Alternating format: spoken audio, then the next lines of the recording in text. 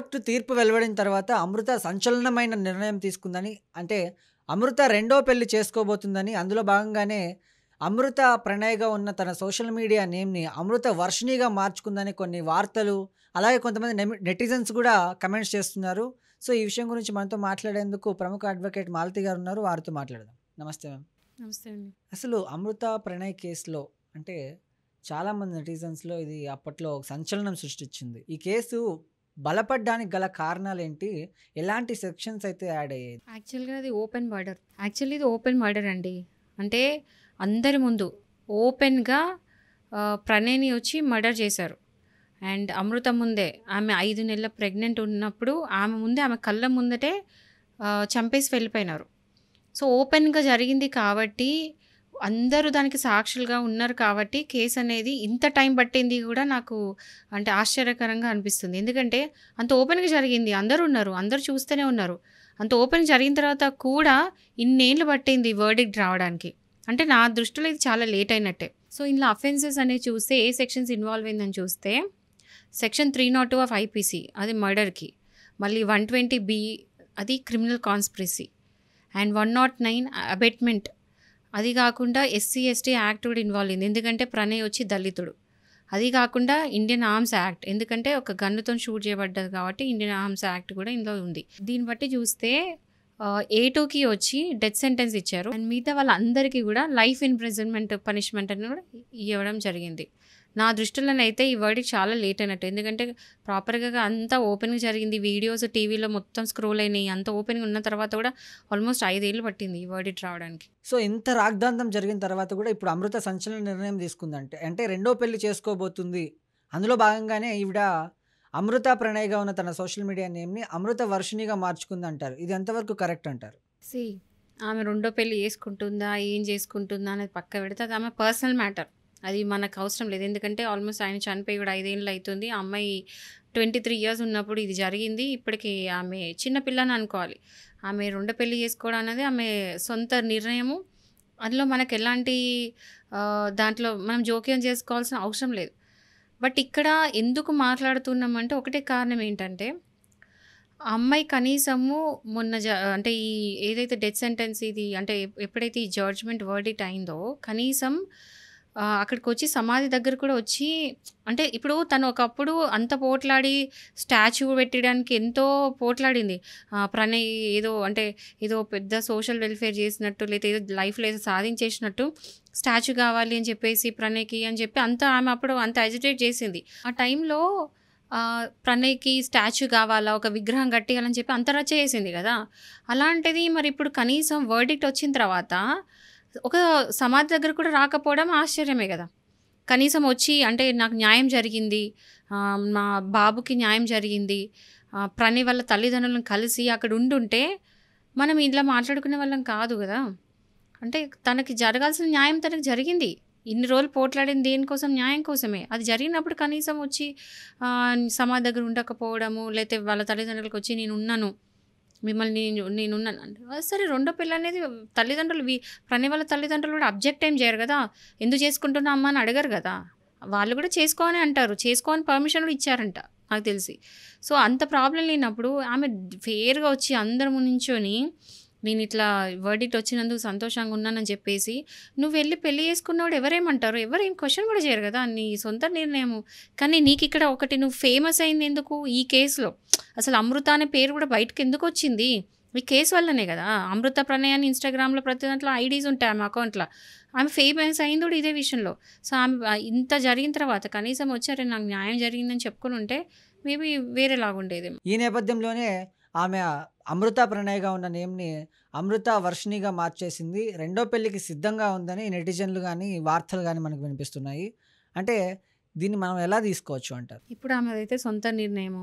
ఆమె పెళ్లి చేసుకోవాలనడం ఆమె ఇష్టము. మనం ఎవరండి మాట్లాడుకోవడానికి? మనకు సంబంధమే లేదు. అంటే మనం ఒక పర్సనల్ లైఫ్ ఆమె ఇష్టము. ఆమె ఏమైనా చేసుకుంటది. మనం వచ్చి ఇక్కడ ఆమె గురించి, ఆమె పర్సనల్ లైఫ్ గురించి మాట్లాడడం కరెక్ట్ కాదు. ఇప్పుడు సమంత నాగ చైతన్య డివోర్స్ అయింది. అయిన తర్వాత ప్రతి ఒక్కరు ఒక్కొక్కరు సమంత తప్పు అంటారు కొంతమంది, నాగ చైతన్య తప్పు అంటారు. ఎవరు వాళ్ళు అనుకుంటారు, వీళ్ళేదో వాళ్ళ ఇంట్లో కూర్చొని చూసి వచ్చినట్టే, వాళ్ళ ఇంట్లో ఏ ప్రాబ్లమ్స్ ఉన్నాయి అని అంటే వీళ్ళే ఇక్కడ కూర్చొని అన్ని నిర్ణయాలు చేసేసుకుంటారు, అన్ని రేషన్ తీసేసుకుంటారు, రాసేసుకుంటారు, బుక్స్ రాసేసుకుంటారు. సో ఇక్కడ కూడా అంతే. ఇప్పుడు ఆమె ఏం జరిగింది, అది ఆమెకు ఎందుకు అనిపించింది, ఇన్నేళ్ళు ఆమె అతని కోసం ఉన్నది, ఇప్పుడు చేసుకుంటుందా లేకపోతే ఆల్రెడీ చేసుకుందా కూడా మనకు తెలీదు. సో మనకేంటైతే ఏం తెలీదు, లోపల ఏం జరిగింది ఏంటో మనకు తెలియదు. మనం కమెంట్ చేయడం కూడా అనవసరం ఈ విషయంలో. అది కంప్లీట్గా ఆమె సొంత నిర్ణయం. దీని గురించి మీరు కానీ నేను కానీ మాట్లాడుకుని అనవసరం అని అనిపిస్తుంది నాకు. ఇప్పుడు ప్రణయ్ అండ్ అమృత అంటే వాళ్ళు లవ్ చేసుకోవడం స్టార్ట్ చేసింది కూడా ఏదో 9th 10th క్లాస్లో. ఏ తల్లిదండ్రులు ఒప్పుకుంటారండి 9th 10th క్లాసులో లవ్ అది అనేది ఎవరు ఒప్పుకోరు.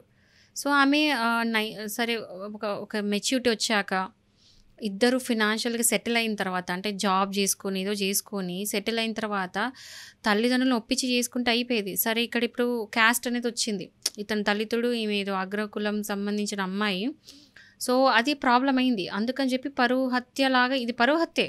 ఎందుకంటే వాళ్ళ నాన్న ఒక దళితుడిని చేసుకోవడమే కాకుండా ప్రెగ్నెంట్ అయింది అని చెప్పి అది ఓర్చుకోలేక ఆల్మోస్ట్ ఒక 1 crore ఇచ్చి ఈ హత్య చేయించాడని వినికిడి.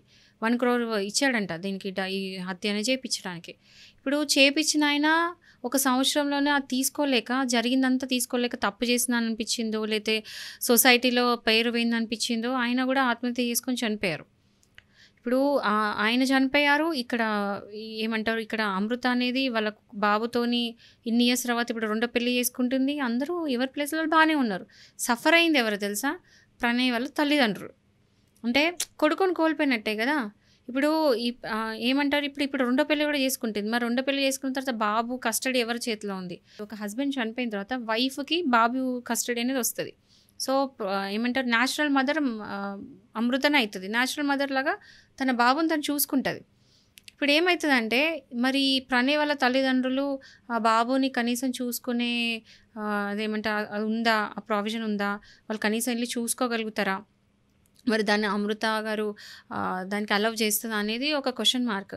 బట్ ఒకవేళ వాళ్ళ తల్లిదండ్రులు చూసుకోవాలనుకుంటే మాత్రం అమృత పర్మిషన్ ఇవ్వాల్సి వస్తుంది. ఎందుకంటే వేరే అబ్బాయిని పెళ్లి చేసుకుంటుంటే ఆ అబ్బాయికి ఏం అబ్జెక్షన్స్ ఉందో తెలియదు.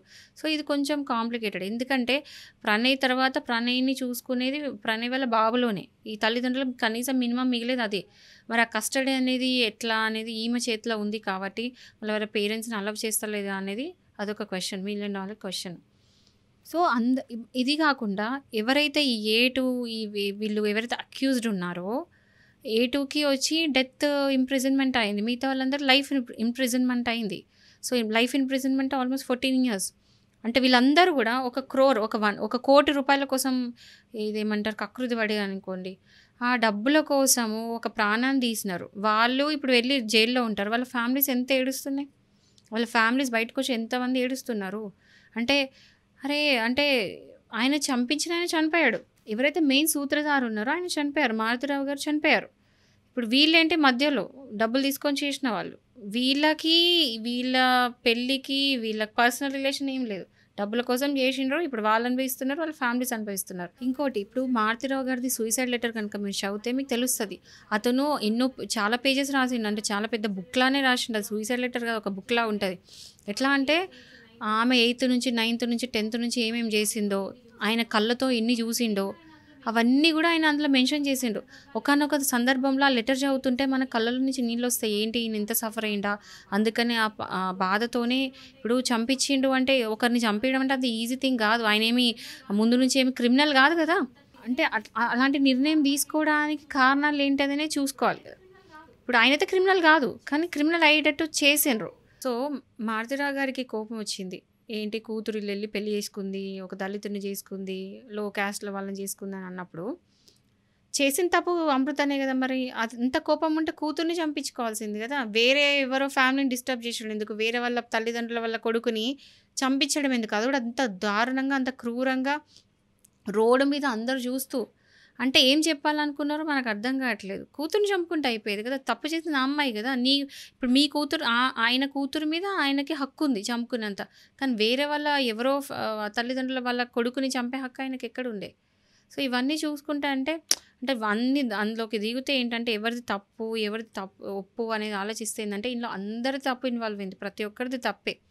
బట్ ఏంటంటే ఇప్పుడు ఏ కూతురు అయినా, కొడుకు అయినా గూడా తల్లిదండ్రులని, వాళ్ళ ఇష్టాలని కన్సిడర్ చెయ్యాలి. ఇప్పుడు తల్లిదండ్రులు అంత కష్టపడి పిల్లల్ని పెంచుతున్నప్పుడు, ఆ పిల్లలు వాళ్ళ తల్లిదండ్రులని గురించి కొంచెమైనా ఆలోచించరా? లవ్ చేసిన ఆనంగానే ఎవరిని అట్లా అంటే మా అమ్మ, మా నాన్న ఒప్పుకుంటారా? మరి ఈ పెళ్ళితోని మా మమ్మీ, డ్యాడీ హ్యాపీగా ఉంటారా లేదా అని ఆలోచించుకోవాలి కదా! ఎంతమంది లేరండి తల్లిదండ్రుల కోసం వాళ్ళ ఇష్టాలని, వాళ్ళ ప్రేమను వదులుకునే వాళ్ళు ఎంతమంది లేరు. వదులుకోవాలి. అంటే ఇంత ఇంత మర్డర్ అయ్యేంత దూరం అయ్యేటుంటే మాత్రం ఆలోచించుకోవాలి. సో, పిల్లలు గూడా కొంచెం సెన్సిబుల్‌గా ఆలోచించాలి వాళ్ళ తల్లిదండ్రుల గురించి. ప్రేమించడం ఒక్కటే గాదు.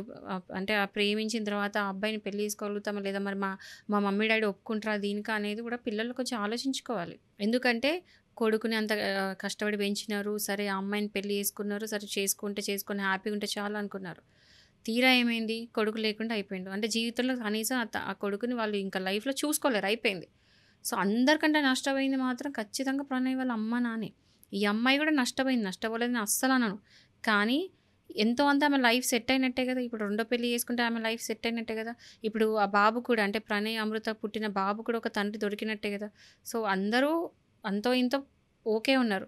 కానీ అందరికంటే భారీగా నష్టపోయింది మాత్రం ఒకటే ఒక కొడుకున్న ప్రణయ్ వాళ్ళ తల్లిదండ్రులే మాత్రమే చాలా భారీగా నష్టపోయినట్టు.